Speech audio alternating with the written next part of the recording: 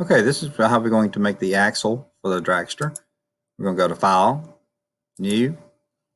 We're going to choose a standard part.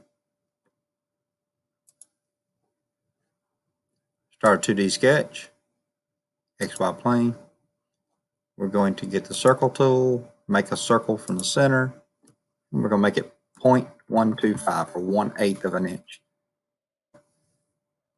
We're going to finish our sketch, extrude, and we're going to make this 2.5 inches.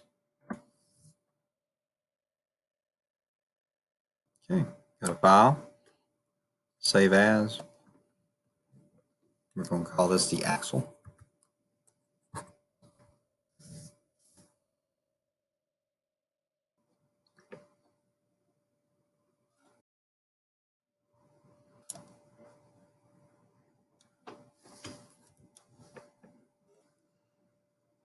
And that's all.